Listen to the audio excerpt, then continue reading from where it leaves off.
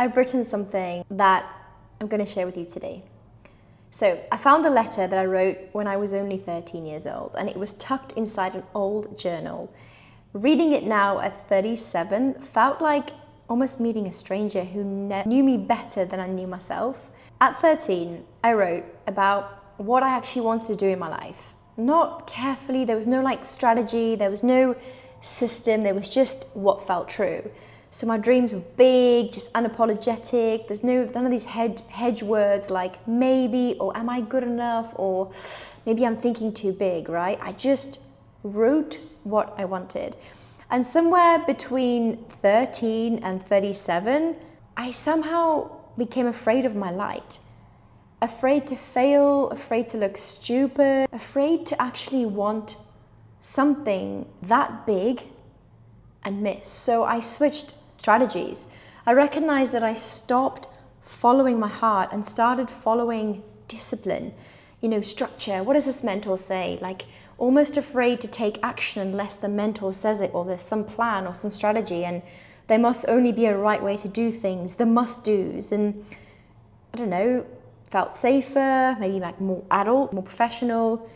But that shift didn't stay in my personal life. I actually brought that into the arena. So at 13, I would have shown up and asked, what does the horse need from me right now?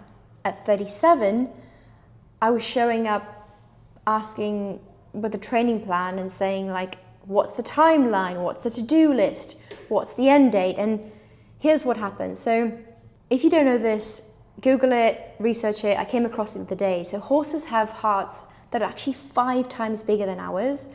They feel everything. They feel what we're leading from. They feel our emotion. They feel absolutely everything that we're maybe too scared to voice. When I led from, the must-dos, and instead of what actually felt true, the horses showed me immediately. They would become stiff, resistance, even shut down. So I spent years calling these horses misunderstood or behavioral because they wouldn't cooperate with, or they weren't doing things that maybe the plan said or the structure said they must follow. But here's the thing, they weren't misunderstood. They were responding to exactly as they should. So they were waiting for me to come back to what I knew at 13. So here's what I've learned after 30 years working with horses. Leading from the heart isn't unprofessional or undisciplined. It's the only thing that creates real connection.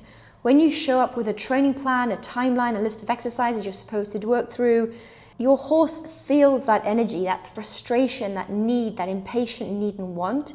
You're not asking for what they actually need. You're telling them what to do. And then when they resist, when they brace, when they shut down, we might say they're being behavioral, or some people say difficult, like problem horses, right? Misunderstood. But the problem, or what if the problem wasn't the horse? What if the problem is somewhere along the way we've learned to override our instincts with systems? We've learned that discipline is more valuable than intuition. The structure is more professional than presence, like genuine, real presence.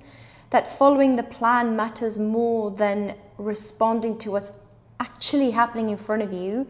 I say this often, learning to ride the horse you have of the day, not the horse you had at yesterday. Your horse never learned that. They're still operating from the same place you were at 13.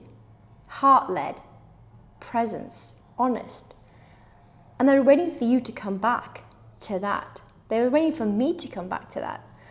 So, how do you reconnect with that heart-led awareness? Okay, now this is where and why I created the Horse Listener Framework, and it comes in 4 simple steps. So teach you to become more observant, ask the right questions, test, don't be afraid to test, fail quicker. You'll get there a lot quicker when you learn to fail and accept failure, not dwell on the failures, and then learn to adjust. So when you observe, and I genuinely mean this, we all probably need more self-awareness and observation skills, learning to listen without speaking. Here's a question. When you're having a conversation with someone, how long do you pause and wait before you respond, or do you jump in straight away? You're gonna need time to reflect and understand the question before you answer, but how many of us just jump straight in? How was your observation skills? Learn to ask one question at a time, what that does to your horse, what that does for yourself, what that does in the moment. It's genuinely groundbreaking.